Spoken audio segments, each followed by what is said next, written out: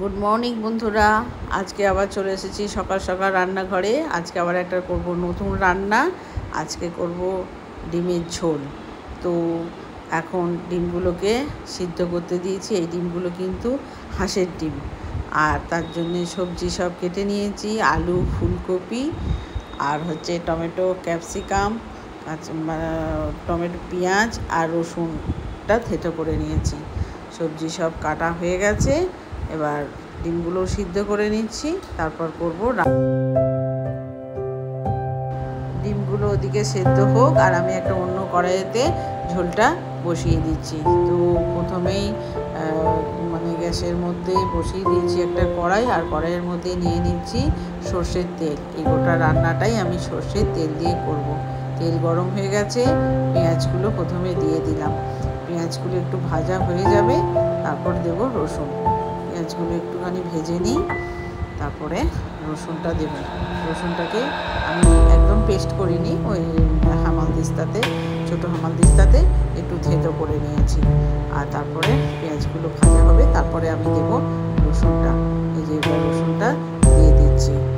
রসুনটা আর পেঁয়াজটা ভাজা হয়ে যাবে, তারপরে আলাদা করে আবার এটাতেও কোনো আমি সবজি ভেজে রাখবো না, এর মধ্যে করেই সব কিন্তু একসাথেই করে দেবো, তাতে তাড়াতাড়িও হবে।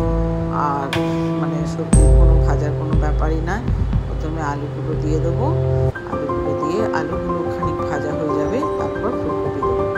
আলুগুলো এই যে ভাজছি, আলুগুলো পেঁয়াজ আর রসুনটা ভাজা হয়ে গেছে। আর এই তেলেতেই আলুগুলো আলুগুলো ভাজার জন্য একটুখানি নুন দিয়ে দেবো, তাহলে একটু তাড়াতাড়ি ভাজা হয়ে যাবে। নুনটা একবারই দিয়ে দেবো, আর দ্বিতীয়বার আর নুন দিতে লাগবে না, তাহলে আর পরিমাণটাও বোঝার অসুবিধা হবে না যে কতটা নুন দেবো না দেবো, একবারই নুনটা দিয়ে দেবো। এই যে আলুগুলোকে একটু ভালো করে ভেজে নিই, তারপর ফুলকপিটা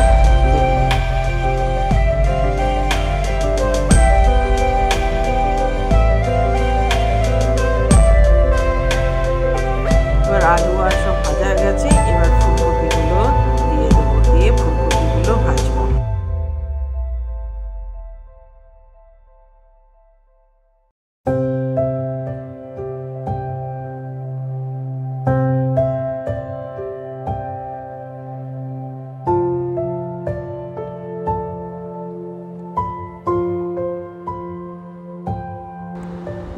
এবার ফুলকপিগুলো ভাজা হয়ে গেছে। এবার ফার্স্ট হলুদ দিয়ে দেবো, মশলার মধ্যে হলুদ দেবো। হলুদ দিয়ে একটু ভাজা ভাজা করে নেব। এবার দেবো ক্যাপসিকামগুলো দিয়ে একটু নেড়ে নিই। তারপর যে ডিমগুলো সেদ্ধ হয়ে গেছে এবার ছাড়িয়ে নিয়েছি, এবার সেগুলোতে নুন হলুদটা মাখিয়ে দেবো।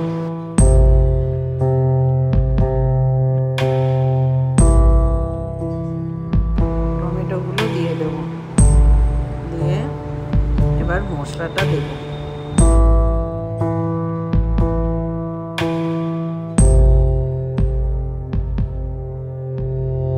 মশলা বলতে আমার আদা, জিরে, শুকনো লঙ্কা, ধনে পেস্ট করাই আছে, সেই মশলাটাই ইউজ করব। কোনো আলাদা কোনো মশলা দেবো না, এতেই হয়ে যাবে।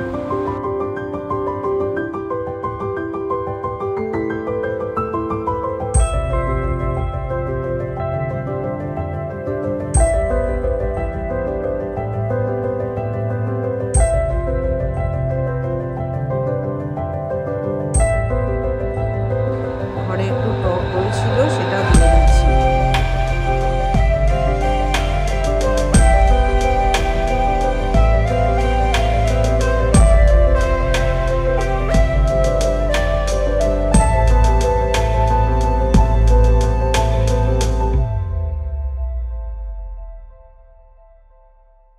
কষানো প্রায় হয়েই গেছে, বেশ মাখো মাখো হয়ে গেছে, ভাজা প্রায় কমপ্লিট।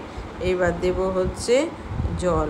এবার জল দিয়ে এবার ঝোল যেহেতু করব, সেই জন্যে জলটা দিয়ে দেব।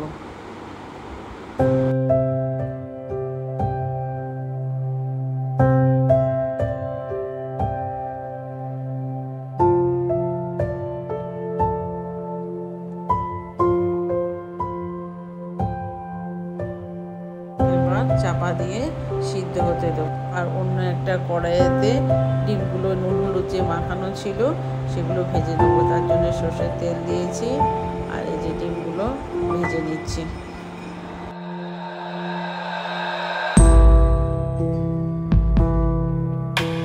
ভাজার সময় ডিমগুলোকে একটু কেটে কেটে দিচ্ছি, তাতে ঝোলে যখন ফুটবে ঝোলটা ডিমের ভিতরে ঢুকবে, খেতেও বেশ ভালো হবে।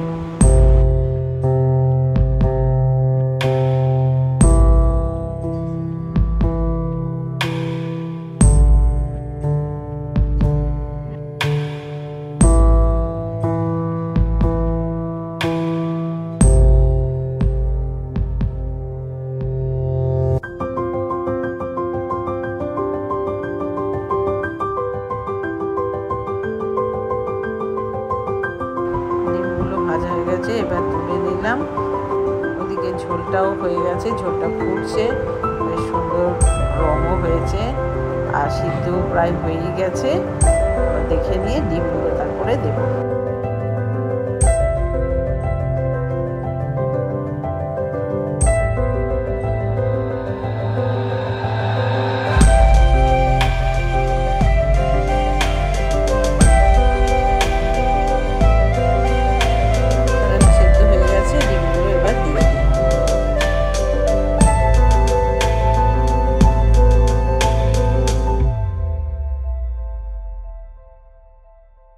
ডিমগুলো দিয়ে একটু ফুটুক আর একটু চাপা দিয়ে রেখে দিই।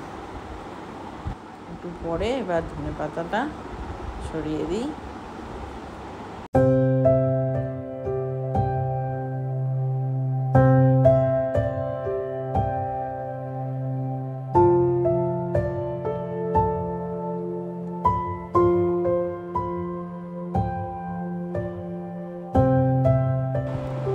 খেতে বসে পড়লাম, বাবা আর ছেলেটা পরে খাবে, কারণ খেয়ে আমাকে আবার অফিস যেতে হবে।